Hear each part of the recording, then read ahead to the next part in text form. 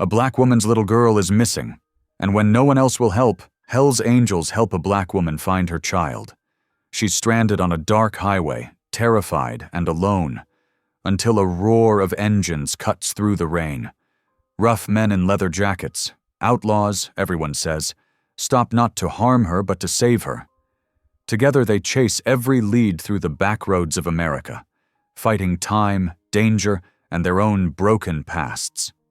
But just when the child is found, everything turns upside down. The men who saved her are suddenly branded as criminals, and the woman who believed in them must risk everything to prove the truth. They gave her back her family. Now she has to fight for theirs. Because sometimes the people the world calls bad are the only angels left. But what happens when the world turns against the very ones who saved you? Drop a comment below and share which part of the world you're tuning in from today. If you enjoy stories like this, don't forget to subscribe for more. The rain hammered against the windshield like angry fists as Renee Jackson gripped her steering wheel tighter. Her aging sedan struggled against the wind, wipers barely keeping up with the deluge. 2 days on the road had left her exhausted, her eyes burning from lack of sleep and endless crying.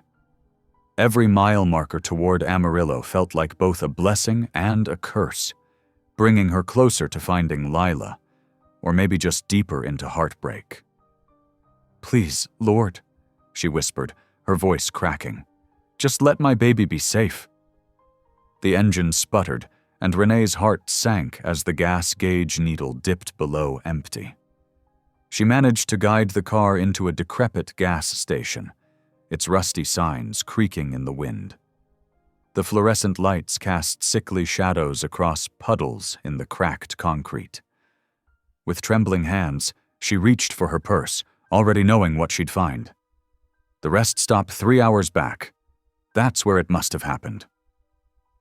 While she dozed off for just a few precious minutes, someone had taken her wallet and phone. The reality of her situation crashed over her like the storm above. Stranded, penniless, and completely alone. Renee stepped out into the rain, her nurse's scrubs, worn for 2 days straight, instantly soaking through. She didn't even bother trying to stay dry anymore.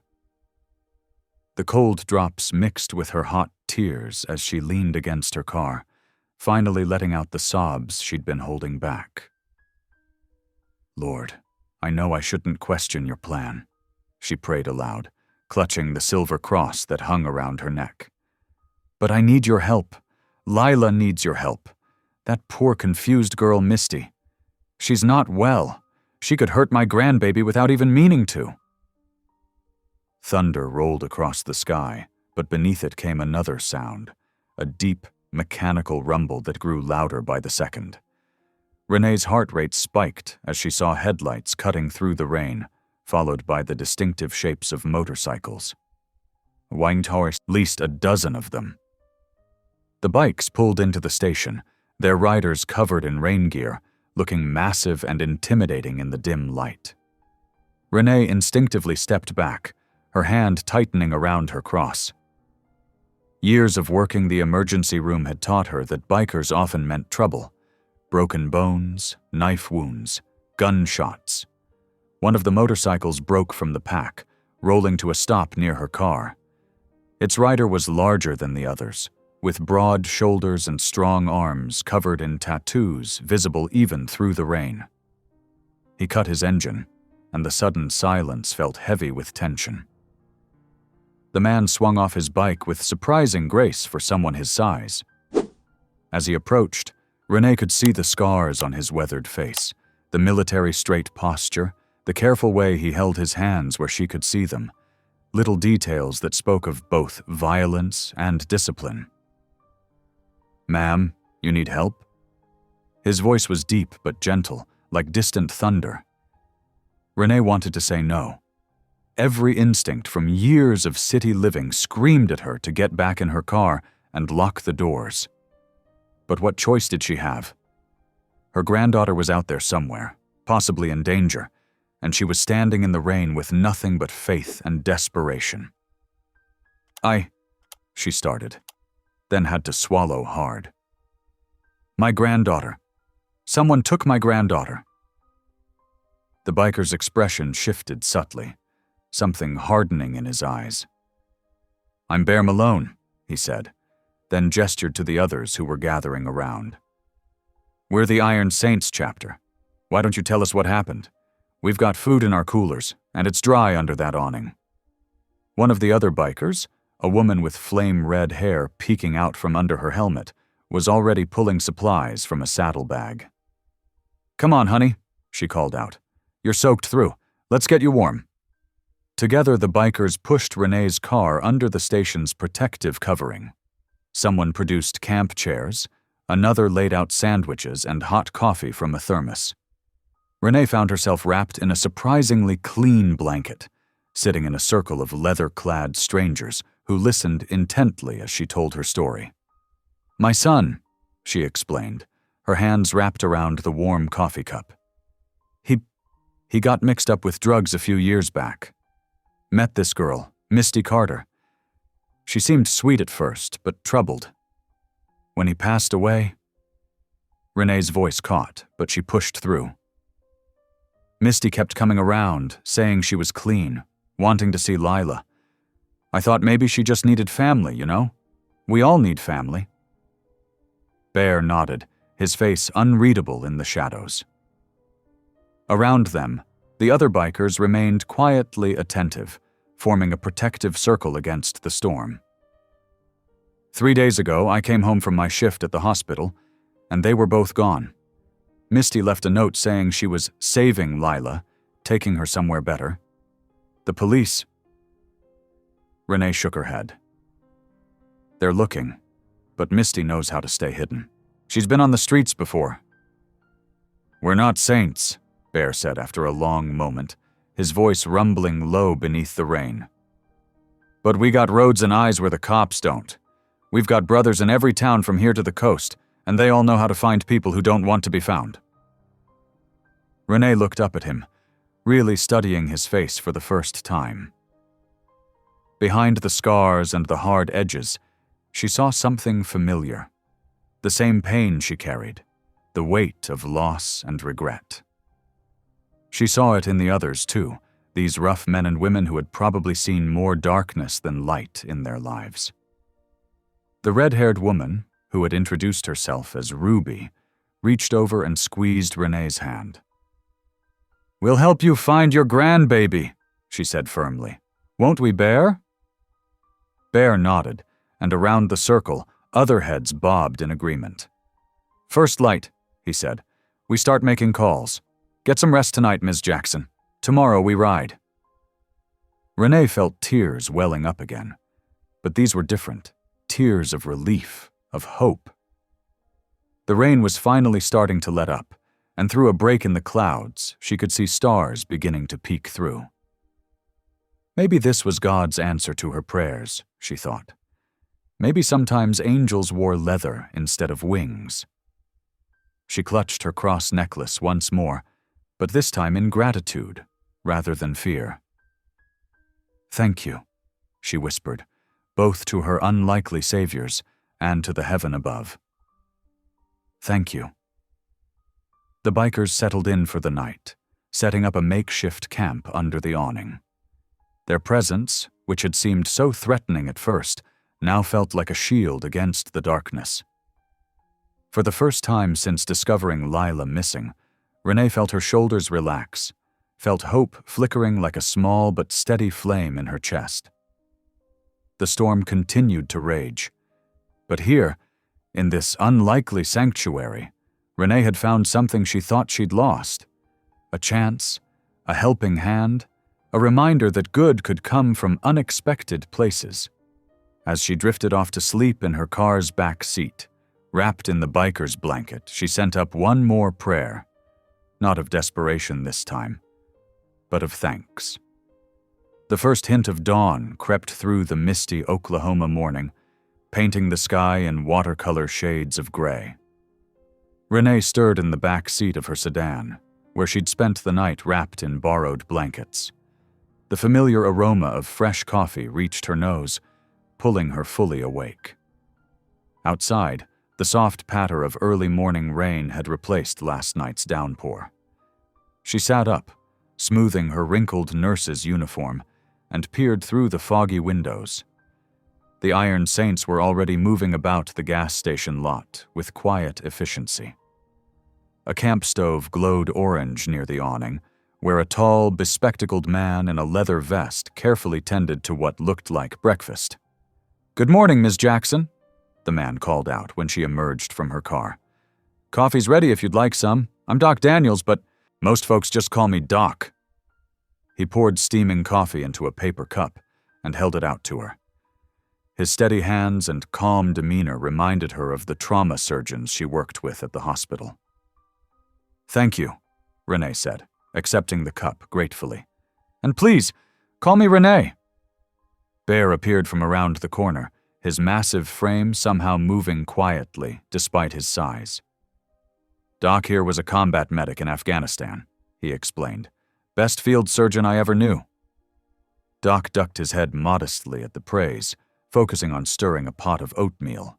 The rumble of motorcycles filled the air as other members of the chapter began warming up their bikes, checking oil levels and tire pressure with practiced movements.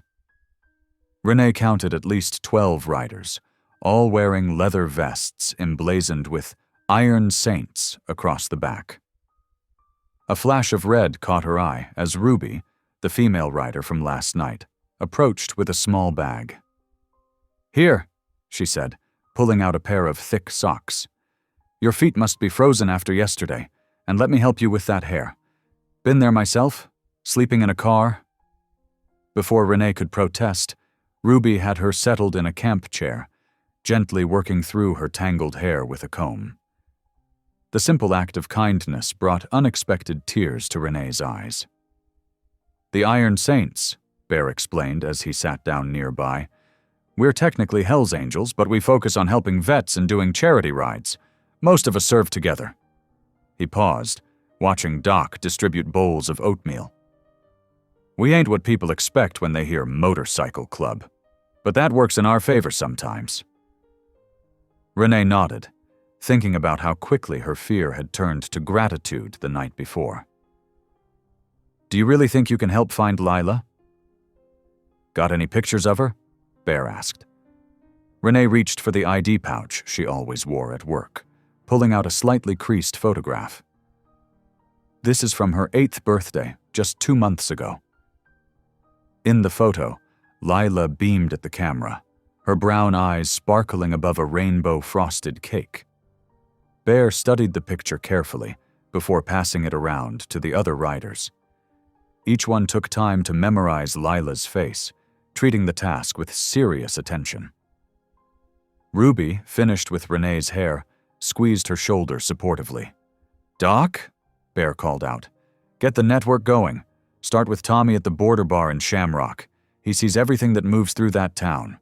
For the next several hours, the Iron Saints worked their phones, calling contacts throughout Texas and Oklahoma. Renee watched in amazement as these rough-looking bikers transformed into an organized search team, sharing information and tracking down leads with military precision. By early afternoon, Bear approached Renee with purpose in his stride. "Got something. Tommy says a woman matching Misty's description came through Shamrock yesterday morning. You'll have to ride with us. Your car's too low on gas to make it far." He gestured to a gleaming Harley with a sidecar. "Hope you don't mind riding shotgun?" Renee looked at the motorcycle, then back at her sedan. She thought of Lila, somewhere out there needing her. "I'll do whatever it takes." They hit the road as the afternoon sun broke through the clouds. Renee clutched Lila's photo in the sidecar, her other hand gripping the metal frame as Bear's Harley thundered down the highway. The rest of the Iron Saints formed a protective convoy around them, their engines creating a rolling wall of sound that seemed to push back the fear and doubt. They stopped at every truck stop and motel along the route south, showing Lila's picture and asking questions. Some people turned away at the sight of the bikers, but others opened up, especially when they saw Renee's worried grandmother's face. Each stop built a clearer picture of Misty's path. As the sun began its descent toward the horizon, Ruby rode up alongside them at a gas station, her face tight with excitement. "Got a hit," she called out over the idle of engines. "Pawnshop owner 3 Towns South says a woman matching Misty's description tried to sell some jewelry this morning, looking real desperate, according to him." Renee's heart pounded against her ribs. She knew Misty had been wearing a gold bracelet the last time she'd seen her, a gift from Renee's late son. Bear's expression hardened as he kicked his bike back to life. "If she's selling things that ain't hers, we'll find her before the law does." The convoy roared back onto the highway, 12 motorcycles moving as one. Renee watched the sun sink lower, painting the sky in fierce oranges and reds. The thunder of engines filled her chest like a promise, and she held tight to her granddaughter's photo, praying they weren't too far behind. The Iron Saints rode into the setting sun, their shadows stretching long across the pavement. Each mile brought them closer to Lila, and Renee felt something she hadn't dared to feel since this nightmare began. Certainty. These unlikely angels in leather had given her more than just help. They'd given her hope. The sun had nearly disappeared when they rolled into Millbrook, a town that seemed to wear its hard times like an old coat. Neon signs buzzed and flickered in the growing darkness, casting pools of red and blue light across cracked pavement. The Rusty Spur bar stood out among the buildings, its weathered sign creaking in the evening breeze. Bear pulled his Harley to a stop in the gravel lot, the rest of the Iron Saints forming a protective circle around Renee. The air smelled of dust and distant rain. Doc adjusted his glasses, scanning the dimly lit parking lot with practiced caution. "Ruby, stay with Renee in the van," Bear instructed, his voice low but firm. "Doc and I will check inside first." Renee sat in the passenger seat of Ruby's beaten-up van, her hands clasped tightly around Lila's photograph. Through the windshield, she watched Bear and Doc make their way toward the bar's entrance, their leather vests catching the neon glow. A group of men lounged near the bar's entrance, passing a cigarette between them. One of them, wearing a stained trucker cap, caught sight of Renee through the van window and sneered. "Hey, sweetheart," he called out, stumbling closer. "What's a church lady like you doing in a place like this?" Before Renee could respond, Ruby was out of the van, moving with surprising speed. She positioned herself between the man and the vehicle, her stance wide and confident. "Back off, friend," Ruby warned, her voice carrying across the lot. "The lady's with us." The man's smirk faltered as he took in Ruby's leather vest and the patches that marked her as an Iron Saint. He raised his hands in mock surrender and shuffled back toward his friends, muttering under his breath. Ruby turned to check on Renee through the window. "You okay?" Renee nodded, touched by the fierce protectiveness in Ruby's eyes. This woman, whom society might judge by her rough exterior, carried herself with a dignity that put the harassing man to shame. Inside the bar, Bear and Doc approached the counter, where a thin man with nervous eyes was wiping glasses. The bartender's hands trembled slightly as Bear leaned in. "Looking for someone," Bear said quietly, sliding Lila's photo across the sticky surface. "Little girl, 8 years old, might have been with a woman in her 30s, blonde hair, kind of scattered." The bartender's eyes darted to the photo, then quickly away. "I don't want any trouble." "Neither do we," Doc assured him, his calm voice a contrast to Bear's intensity. "That's a grandmother out there looking for her grandbaby. You help us. We're gone before anyone knows we were here." The bartender set down his rag, glancing around the nearly empty bar. "Yeah, they were here earlier today. The woman was acting strange. kept saying something about starting fresh. The little girl... He paused, swallowing hard. She looked scared. Wouldn't talk to anyone. Bear's jaw tightened. Where'd they go? Overheard her talking about the Sunrise Haven trailer park, couple miles down Route 12. The bartender lowered his voice. Lady seemed desperate, was trying to sell some jewelry to customers. Bear nodded grimly and slipped the bartender some cash. Outside, he quickly briefed the group, and their convoy roared back to life. The Sunrise Haven trailer park lived up to neither part of its name. Under the harsh glare of flickering security lights, rows of mobile homes stretched into the darkness. Many were abandoned, their windows dark and empty. They found the trailer the bartender had described, Lot 23, with a broken garden gnome by the steps. But as Bear approached the door, they could tell it was empty. The silence was too complete. Renee moved closer, her heart in her throat. That's when she saw it. A small pink ribbon tied to the door handle, fluttering in the night breeze. Her knees gave way as she recognized the ribbon she'd used to tie Lila's braids just days ago. "Oh God," she whispered, carefully untying it. She pressed the ribbon to her heart, tears flowing freely now. "My baby was here. She was right here." The Iron Saints gathered around her, their faces grim in the porch light's unsteady glow. They understood what this meant. Misty was getting more desperate, moving faster.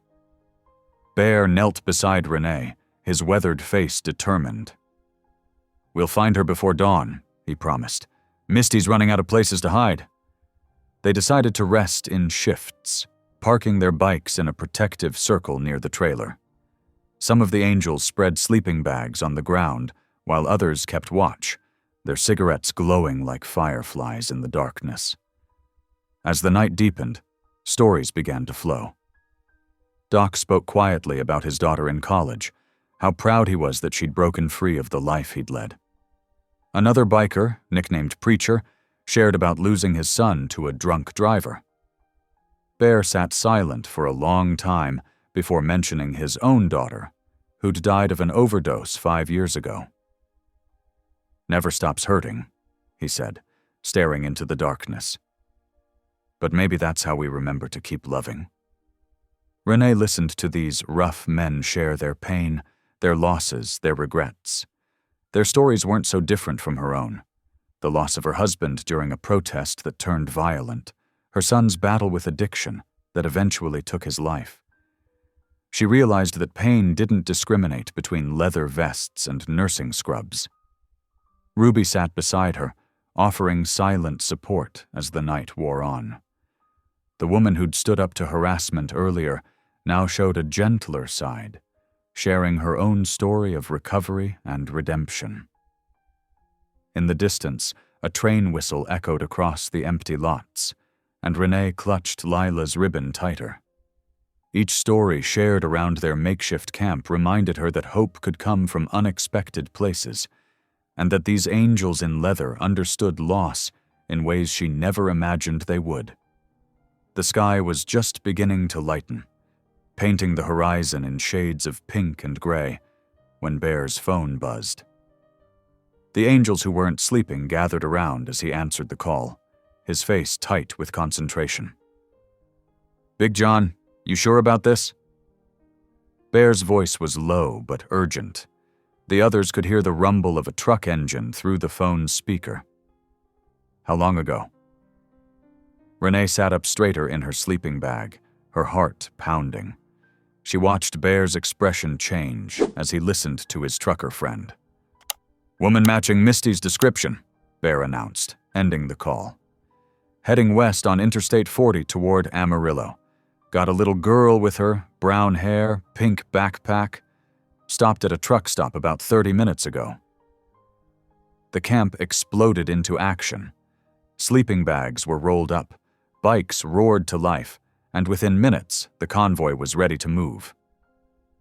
Ruby helped Renee into Bear's sidecar, making sure she was secure. "Hold on tight," Ruby said, squeezing Renee's shoulder. "We're gonna get your baby back." The sunrise painted the highway gold as they thundered westward. Renee gripped the sidecar's frame, her prayers carried away by the wind. The morning air was crisp, and her eyes watered from the speed. But she didn't care. They were close. She could feel it in her bones. Bear led the pack, his massive bike cutting through the morning mist like a knife. The angels spread out behind him in a perfect V formation, their chrome pipes gleaming in the early light. Truck drivers honked in greeting as they passed, and Bear raised his hand in acknowledgement. They stopped briefly at the truck stop where Misty had been seen. The cashier confirmed seeing them, said the little girl had looked tired but unharmed. They'd bought snacks and headed west again, toward a strip of budget motels just outside Amarillo. "That's where folks go when they're running low on cash and options," Doc explained as they mounted up again. "Not many questions asked." The convoy rolled into the motel district just as the sun cleared the horizon. A row of faded buildings lined the frontage road, their paint peeling, neon signs buzzing weakly in the morning light. Bear spotted Misty's car, partially hidden behind a dumpster at the Desert Rose Motel. He killed his engine and signaled the others to do the same. The silence felt heavy after the roar of their bikes. Bear gathered everyone close, speaking in hushed tones. "Ruby, take the back. Doc, watch the parking lot. Rest of you spread out. Don't let anyone spook her." He turned to Renee, his eyes softening. "You ready?" Renee nodded, though her hands were shaking. She followed Bear to room 113, its green door faded and chipped.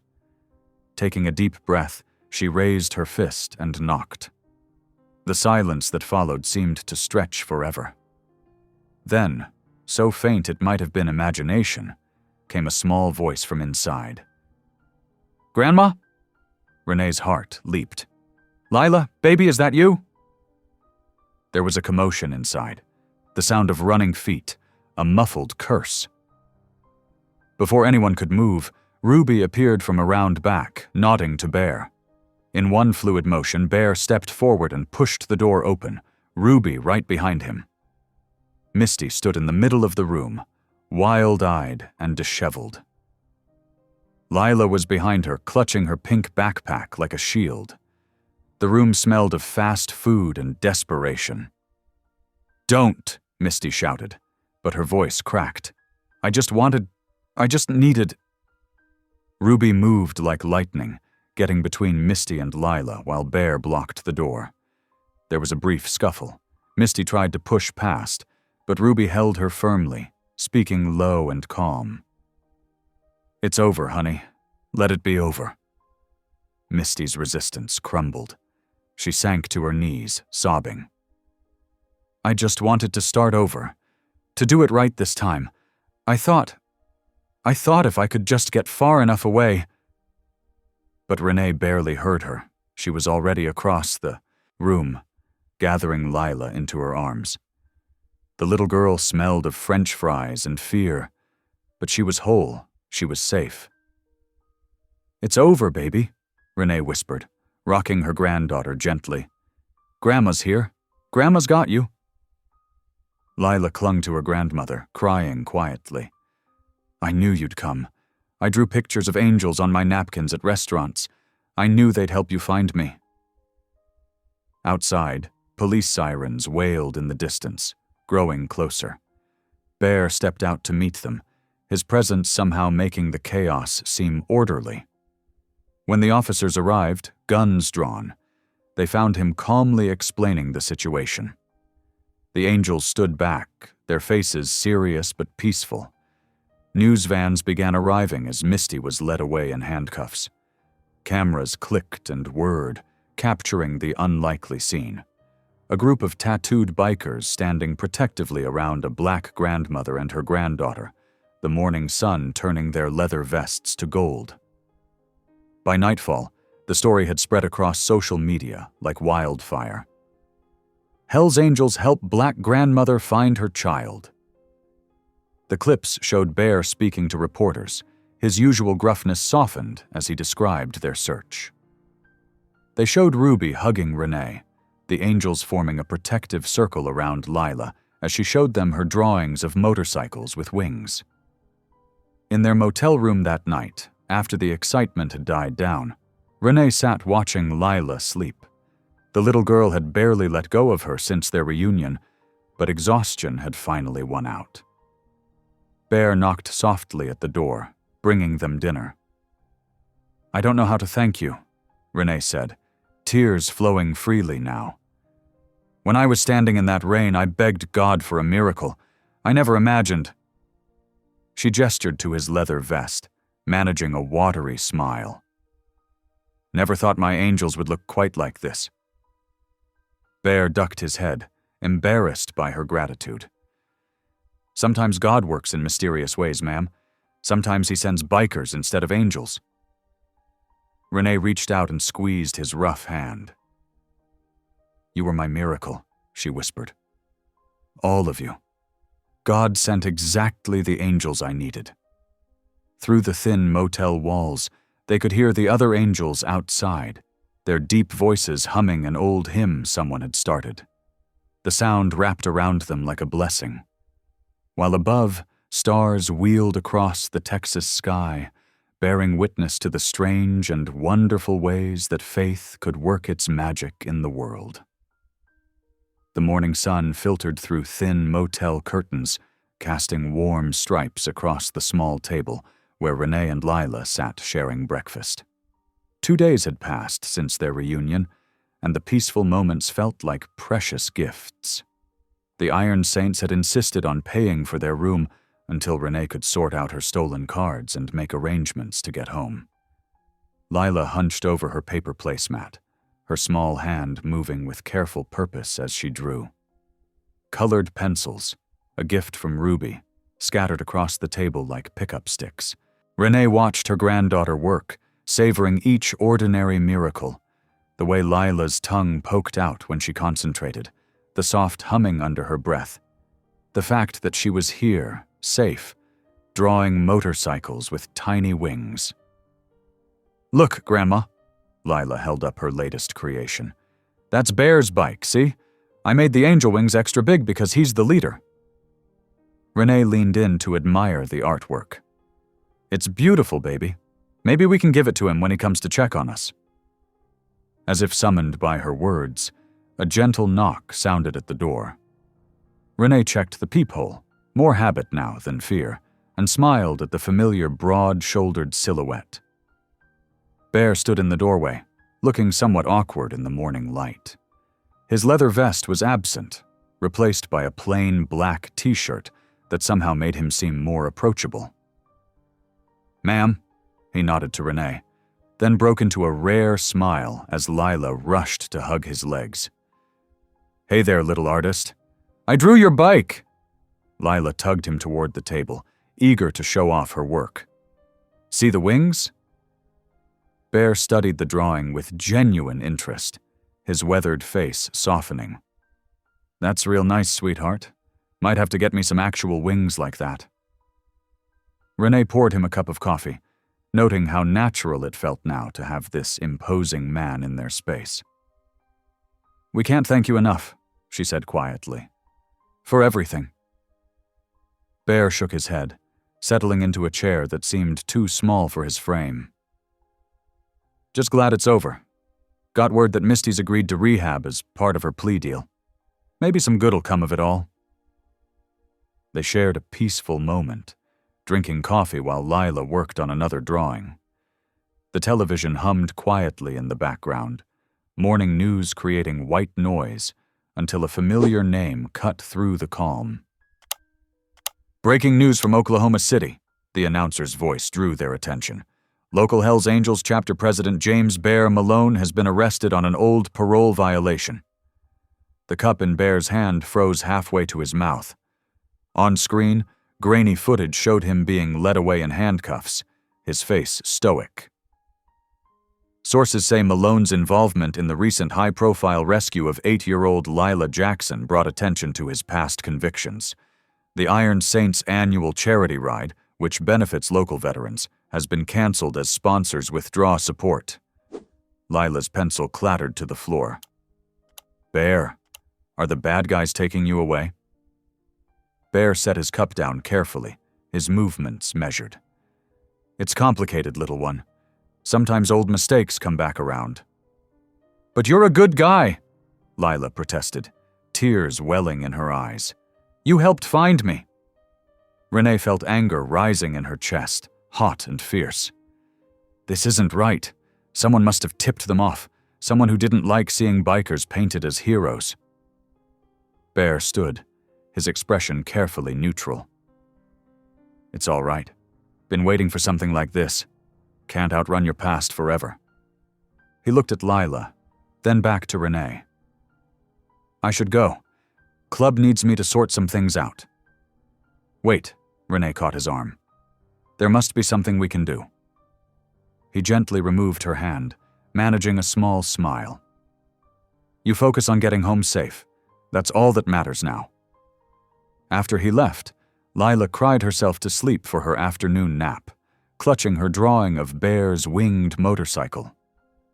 Renee sat by the window, watching the parking lot where just days ago, motorcycles had stood guard like metal sentinels. Now only empty spaces remained, collecting puddles from a gathering storm. The injustice of it burned in her chest. These men, these rough, gentle, complicated men, had dropped everything to help a stranger. They'd used their connections, their knowledge of the shadows, to bring her grandbaby home. And now they were being punished for it. Thunder rolled outside as Renee pulled out the motel's notepad and a pen. Her hand trembled slightly as she began to write. To the editor, I am writing about angels, not the kind with halos and white robes, but the kind who wear leather vests and ride Harley-Davidsons. 2 days ago, these angels helped reunite me with my 8-year-old granddaughter after she was taken. They asked for nothing in return. They showed kindness when the world had turned its back. Today, I learned that their leader has been arrested for an old parole violation, their charity ride canceled, their reputation once again stained. But I want to tell you what I saw. I saw men who prayed before meals, who gave their last clean socks to a stranger, who kept watch through the night so a grandmother could sleep knowing someone was looking for her baby. If these men are outlaws, then maybe the law forgot what love looks like. Maybe we all forgot that redemption wears many faces, and that God's grace can rumble like thunder on a Harley-Davidson. My granddaughter draws their motorcycles with angel wings. Perhaps she sees more clearly than the rest of us. Sincerely, Renee Jackson. She folded the letter carefully, tucking it into an envelope as rain began to fall. Across the room, Lila slept peacefully, her drawings scattered around her like fallen leaves. Renee touched her cross necklace, remembering Bear's words from that first night in the rain. We're not saints? Maybe not, she thought. But they were something just as important.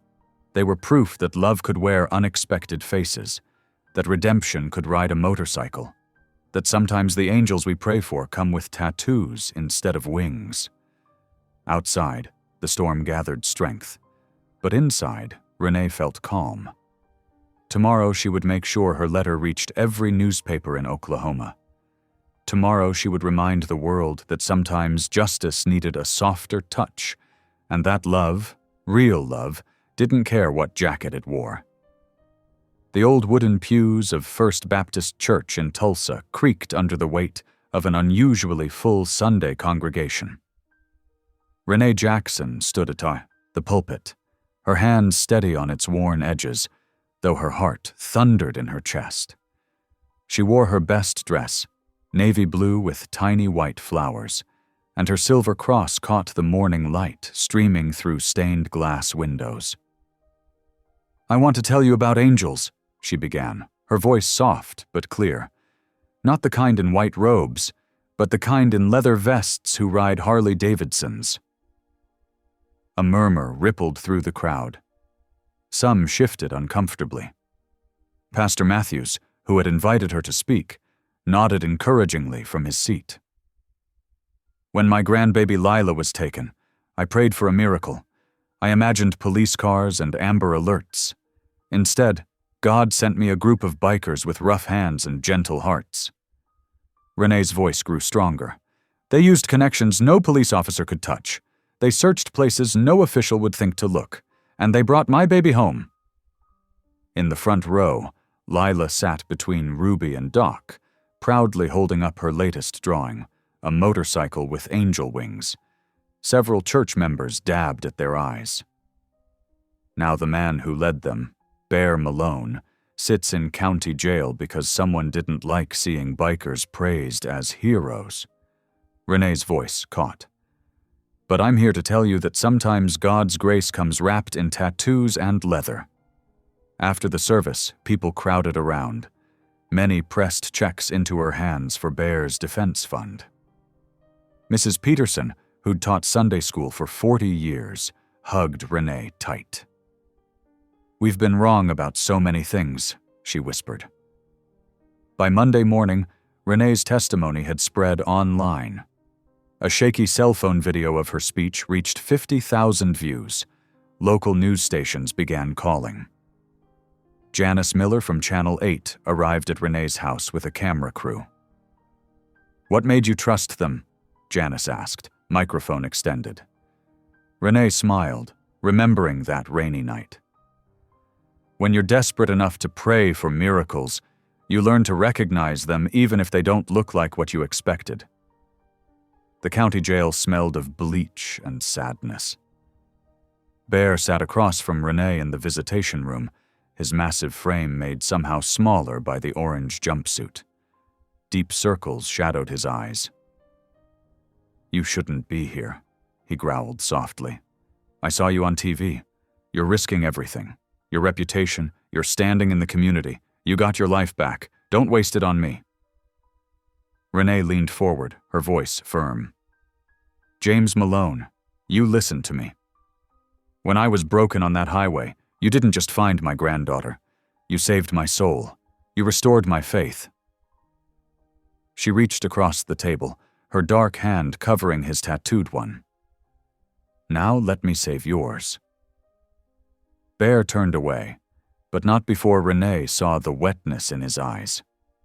The visit left them both shaken, both carrying a weight neither could fully name. That evening, Renee sat in a corner booth at Mel's Diner, surrounded by leather vests and concerned faces. Doc spread papers across the table while Ruby topped off coffee. Cups. They were planning a charity ride, bigger than their usual veterans event. "We'll call it the Guardian Angel Run," Ruby suggested. "All proceeds go to missing children's organizations." "And Bear's Defense Fund," Doc added quietly. The other angels nodded. They'd never looked more vulnerable than they did now, planning ways to help their leader while trying to rebuild their reputation. "What do you think, Mama Jackson?" Doc asked, using the nickname that had spread through the club like wildfire. Renee felt warmth spread through her chest at the title. These men, so feared by society, so misunderstood, had become family. "I think," she said, pulling out her church lady address book, "that we need to make some calls. My ladies' auxiliary group has been asking how they can help." The bikers exchanged glances. The idea of church ladies working alongside HELLS angels seemed absurd. But then again, nothing about this situation was ordinary. "Those ladies can organize a bake sale like nobody's business," Renee continued, her pen moving across paper. "And Mrs. Peterson's son owns the biggest printing company in Tulsa. We'll need posters, flyers." As the night deepened, plans took shape.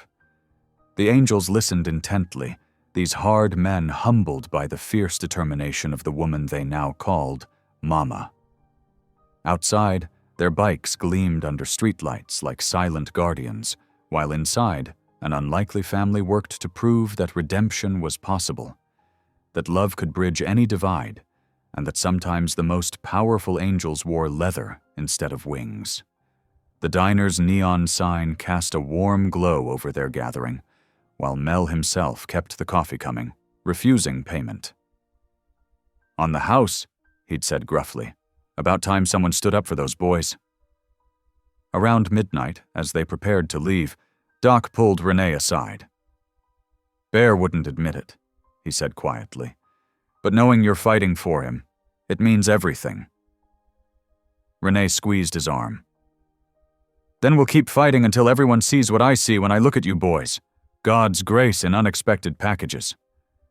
The angels escorted her home, their bikes a thundering chorus in the night. Lila, staying with a neighbor, had left a new drawing taped to the door. Bear behind prison bars, but with giant wings spreading from his shoulders. Renee carefully took it down, knowing tomorrow she'd show it to Bear. Another reminder that innocence saw truth clearer than justice sometimes could. The warm Oklahoma sun streamed through the church basement windows as Renee spread colorful posters across folding tables. "Roads of Hope," they proclaimed in bold letters, decorated with motorcycle designs and rainbow hearts. Around her, an unlikely mix of volunteers bustled about, leather-clad bikers working alongside church ladies in floral dresses. "Miss Ruby, could you help me with these banners?" called Mrs. Peterson from the crafts corner. Ruby, her motorcycle boots clicking on the foam linoleum floor, hurried over to hold up a length of fabric while the elderly woman carefully stenciled letters. Lila sat cross-legged on the floor nearby, surrounded by paint bottles and brushes. Her small hands worked carefully, adding clouds and angels to the edges of posters. She hadn't spoken much since the rescue, but her artwork said everything her voice couldn't. Doc appeared in the doorway, his usually stern face breaking into a smile. "Channel 8 is here again," he announced. "Janice Miller wants to do a feature on the ride preparations." Renee smoothed her dress and checked her hair. "Lord, give me the right words," she whispered, touching her cross necklace. Janice Miller swept in with her camera crew, her professional demeanor softening as she took in the scene. "Mrs. Jackson," she said warmly, "tell us about Roads of Hope." Under the bright camera lights, Renee spoke from her heart. "We're creating a day where families of missing children can feel hope again," she explained. "These bikers, these angels, they'll escort families on a ride of remembrance and solidarity, because they found my Lila, and now they want to help others." The camera panned across the room, capturing the unexpected harmony of church volunteers and bikers working side by side. Lila looked up from her painting, offering a shy wave that made the cameraman smile. Later that afternoon, Renee sat in the church office, holding the phone close to her ear. The collect call from county jail connected with a click. "Bear?" she said softly. "Hey, Mama Jackson?"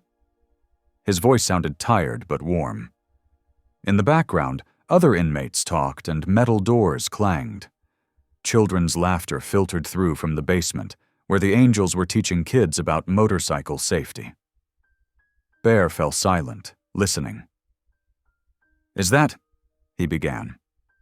"That's Lila showing Doc her banner designs," Renee explained. "She's drawn angels riding Harleys." Bear's breathing grew rough. "Tell the kid to wear a helmet for me," he managed, his voice cracking. When she rides someday." Renee wiped her eyes. "I will, Bear. We all miss you."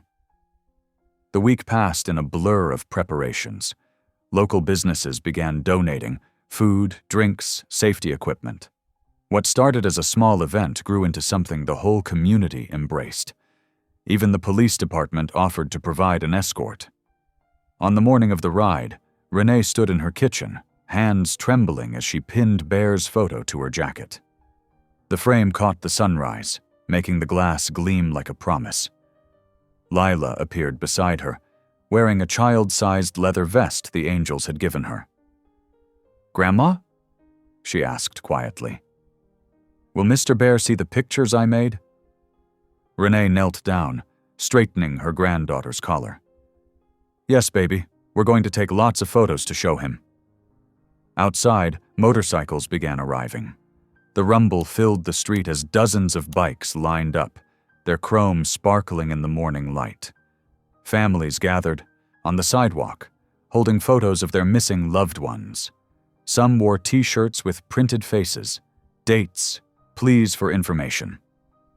Doc approached Renee, holding out a white motorcycle helmet decorated with painted angels.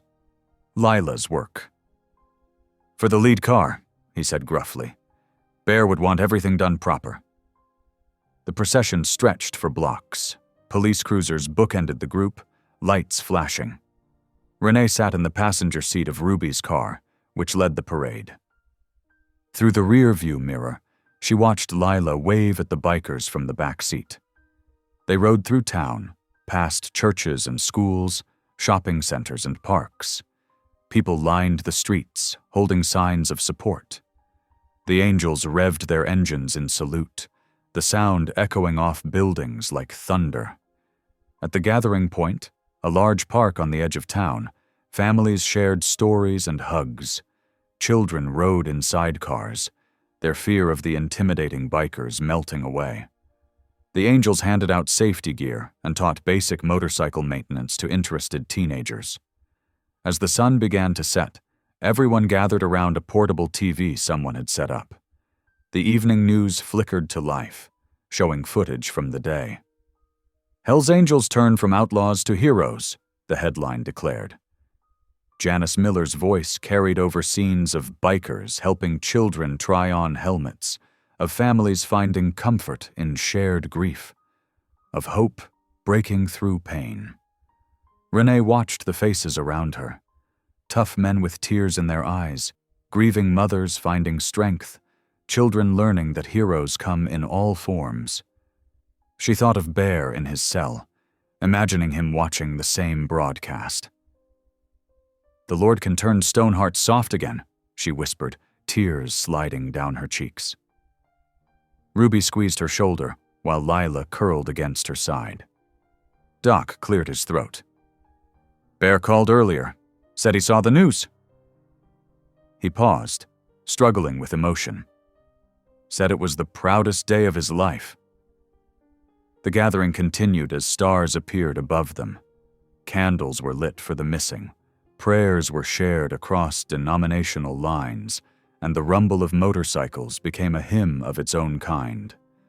Parents hugged their children tighter, and the angels stood guard like sentinels, their leather vests now badges of honor instead of fear. In that moment, under the Oklahoma sky, boundaries dissolved. Church ladies served coffee to tattooed bikers. Police officers shared stories with reformed outlaws. Children slept peacefully in motorcycle sidecars, while their parents found healing in community. Renee held Lila close, watching her granddaughter trace the angels she'd drawn on her helmet. The day had been more than a charity event. It was proof that grace could bridge any divide, that redemption wore many faces, and that sometimes the hardest hearts held the most love once broken open. The joyful atmosphere of the charity ride shattered just after midnight. Renee was helping Lila get ready for bed when her phone buzzed with a notification. Ruby had sent her a message. "Turn on your computer. Now." With trembling hands, Renee opened her laptop. The image hit her like a physical blow. There on her screen was a grainy photograph, clearly years old, showing several angels involved in what looked like a violent bar fight. The photo had gone viral, shared thousands of times with inflammatory captions suggesting the angels were secretly running trafficking operations under the guise of charity work. "Oh, Lord," Renee whispered, her hand flying to her cross necklace. "Not this. Not now." Her phone started ringing. She glanced at the screen. An unknown number. Then another call, and another. News outlets, hungry for comment. She silenced the ringer, but the notifications kept flooding in. Lila appeared in the doorway, clutching her stuffed bear. "Grandma, why is your phone making so much noise?" "It's nothing, baby." Renee tried to keep her voice steady. "Just some grown-up stuff. Let's get you to bed." But as she tucked Lila in, her phone lit up again. This time it was Doc, his usually calm voice tight with tension. "They're pulling everything, Mama Jackson. The dealership sponsorship, the church hall rental for next month's fundraiser, all of it. Someone's pushing this story hard." Renee sank into the hallway chair, her legs weak. "But it's not true. We know it's not true." "Truth ain't always enough," Doc replied heavily. "They're saying the judge is postponing Bear's parole hearing, wants to review new evidence." The walls seemed to close in. Renee thought of Bear, alone in his cell, probably already hearing the whispers. She thought of all those families at the charity ride, their faces full of hope. Now their donations would stop. The help they needed would vanish. Her inbox filled with hate mail. People who'd praised them just hours ago now called them criminals, frauds, monsters. Some messages threatened violence. Others questioned her judgment, her faith, her integrity as a nurse. Around 3 o'clock in the morning, the jail phone rang. Bear's voice was hollow. "You seeing all this?" "Yes," Renee whispered, trying not to wake Lila. "Bear, we can fight this. We can show them." "Maybe we can't," he cut in, his words heavy with resignation. "Maybe this is just how it goes for folks like us. Maybe people like us don't get miracles twice." The words hit her like ice water. "Don't say that, Bear. Don't you dare say that. We will ride again." But even as she spoke, her voice cracked. She heard the defeat in his breathing, saw the mountains they'd have to climb. Outside, thunder rolled, a storm moving in, just like the night she'd first met the angels. "I'm sorry, Renee," Bear said softly. "I never meant to drag you down with us." The line went dead. Renee sat in the dark, listening to the rain begin. Her faith had always been her anchor, but now she wondered if faith alone was enough in a world so quick to judge, so eager to believe the worst. She moved to the window, watching lightning split the sky. The same kind of storm that had brought the angels into her life. Was that a sign? Or just another cruel joke? Sliding to her knees, Renee clasped her hands together. "Lord," she whispered, her voice barely audible above the thunder. "I don't understand. These are good men. They helped when no one else would. They found my grandbaby. They're trying to change. Why is doing right getting punished?" The storm raged outside, offering no answers. She prayed until her knees ached, until the sky began to lighten with false dawn. She prayed for Bear, for the angels, for all the families who needed help. She prayed for strength to keep fighting when everything seemed hopeless. Behind her, Lila stirred in her sleep, clutching the helmet the angels had given her. The sight made fresh tears fall. These men had brought her granddaughter back, had shown her that family could be found in the most unexpected places. Now they were being painted as villains again, their attempts at redemption twisted into something ugly. Her phone buzzed again. Janice Miller, the reporter who'd covered their story positively before. The message was brief. "Don't give up. I'm digging deeper. There's more to this photo than they're saying." But Renee barely had the strength to reply. She stayed by the window, watching the storm, remembering Bear's words. Maybe people like us don't get miracles twice. The thunder rolled on, a sound that had once meant hope, now echoing like judgment. She kept praying, because prayer was all she had left. But for the first time since finding Lila, since watching these rough men show such gentle hearts, Renee felt her faith trembling like a candle in the wind. The storm showed no signs of letting up, its fury matching the turmoil in her heart.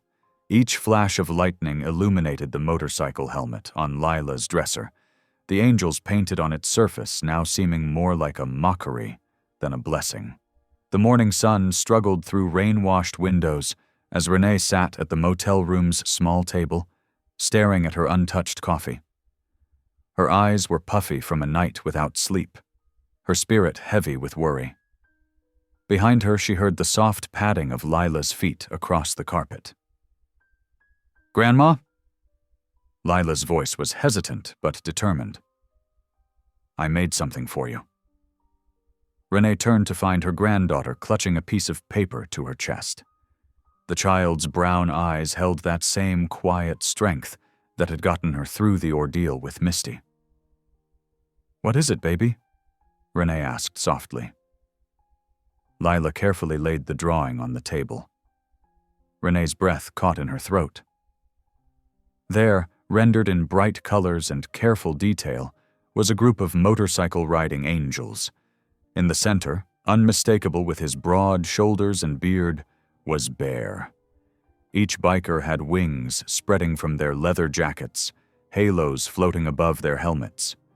Across the bottom, in Lila's careful 8-year-old handwriting, were the words, "God rides with you." "See?" Lila pointed to the figures. "That's Bear and Doc and Miss Ruby. They're real angels, Grandma. They helped us when we prayed." Tears welled in Renee's eyes as she traced the drawing with her fingertip. Out of the mouth of babes, she thought. While she had been losing faith, her granddaughter had seen the truth with perfect clarity.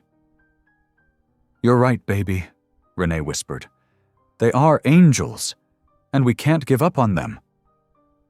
She reached for her phone, her fingers trembling but determined as she dialed Ruby's number.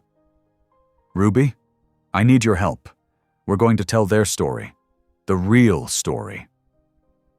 Over the next hours, Renee's motel room transformed into a command center. Ruby and Doc arrived, bringing coffee and determination.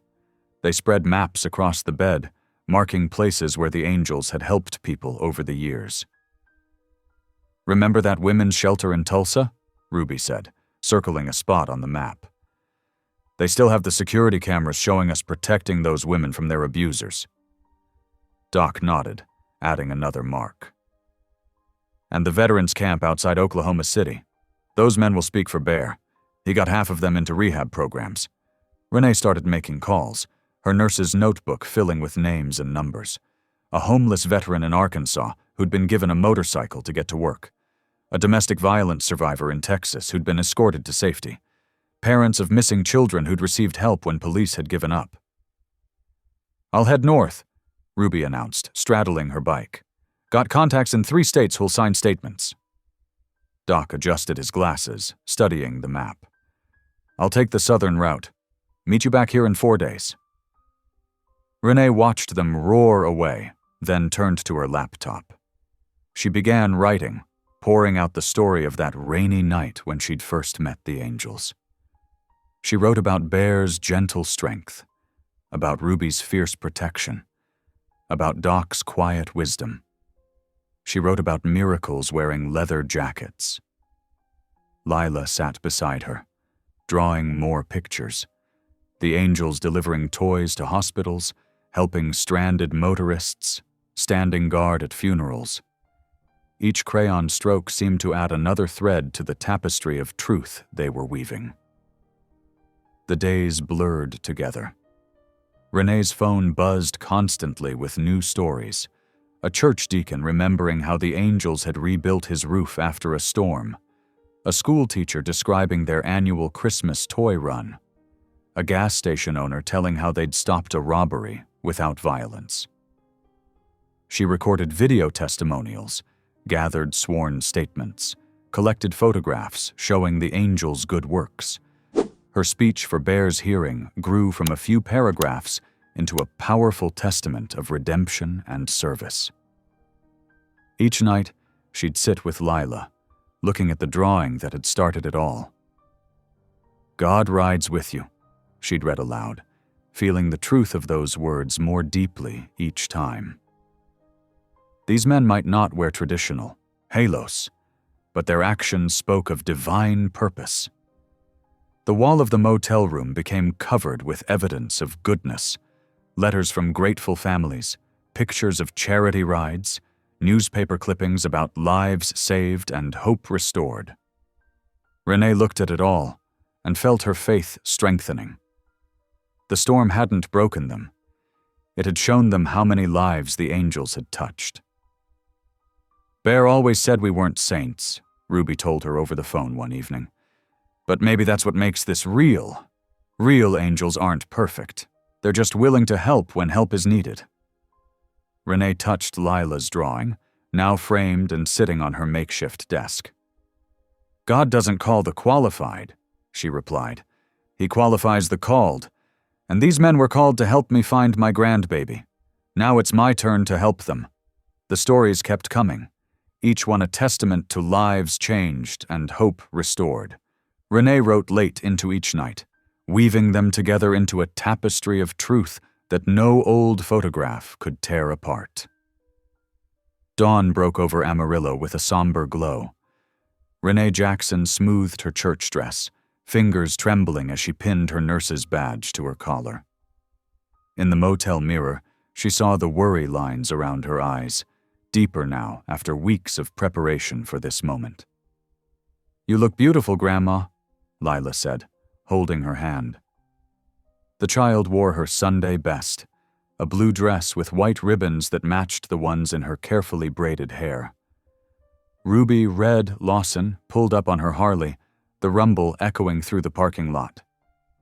She'd traded her leather vest for a pressed white blouse, though her flame-red hair still blazed like a banner of defiance. "Ready, Mama Jackson?" Ruby asked, her usual tough demeanor softened by concern. Renee clutched her worn leather portfolio, packed with photographs and testimonials. "Ready as prayer can make me." They drove to the courthouse in Ruby's truck, borrowed for the occasion. Lila sat between them, holding tight to her latest drawing of motorcycle angels.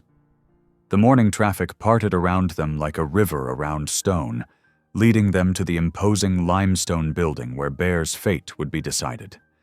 Inside, the courtroom air felt thick with tension. Wooden benches creaked as people filed in, veterans in pressed uniforms, mothers holding children's photos, church members in their Sunday finest.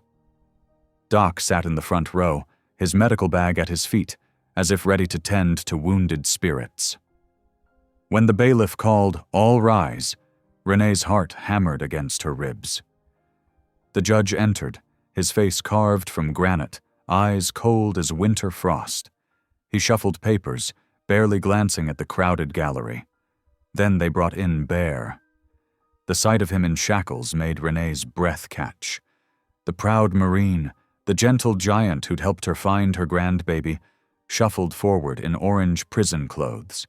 His head was bowed, shoulders hunched as if carrying an invisible weight.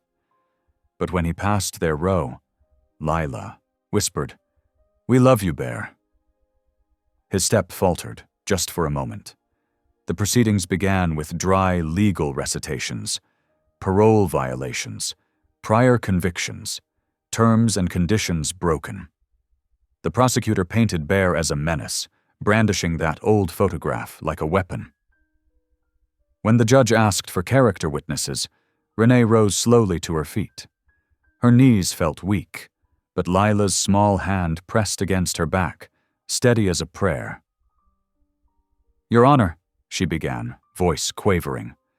She pulled out the first photograph, a young girl reunited with her family. "This is Sarah Matthews.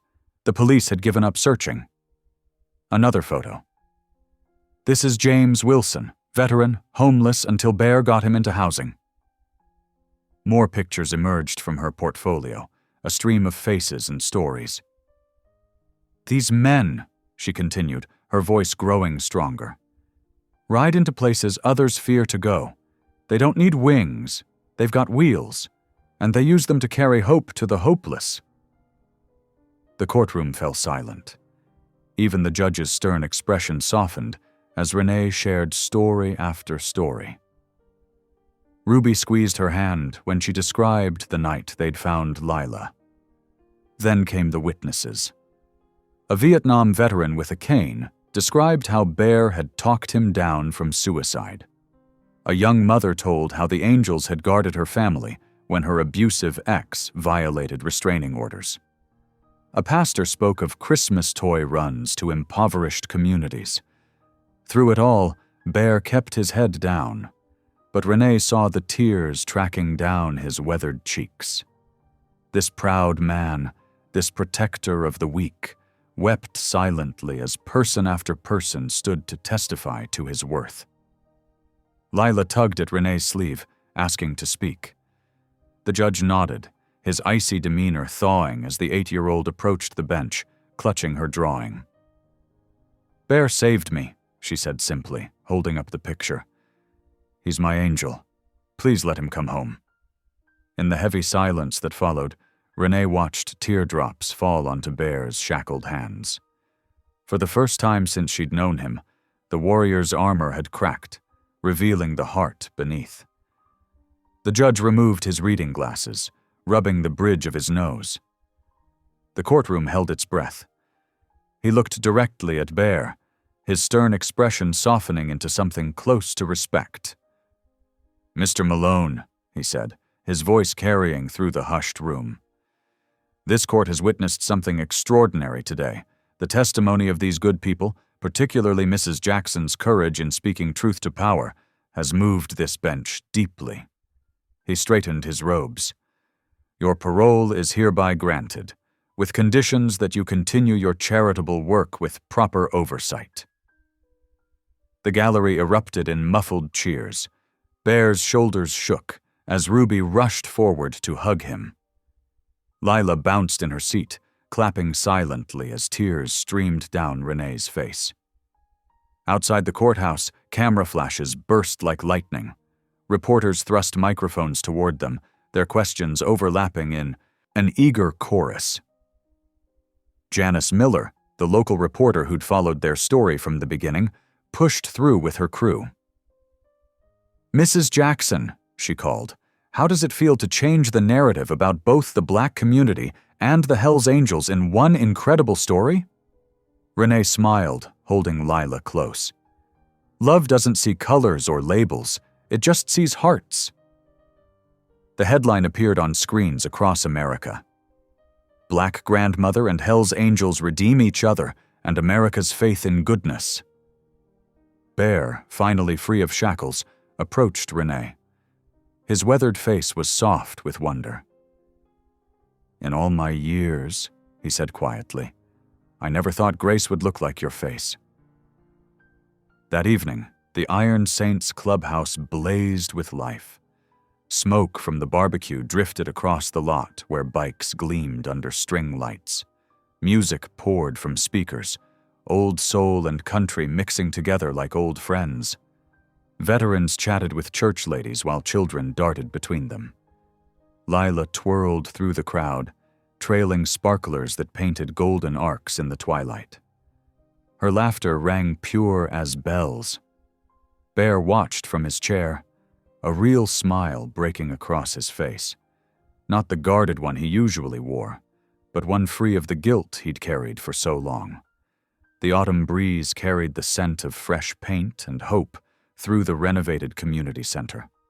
3 months had passed since the courthouse victory, and each day brought new purpose to their shared mission.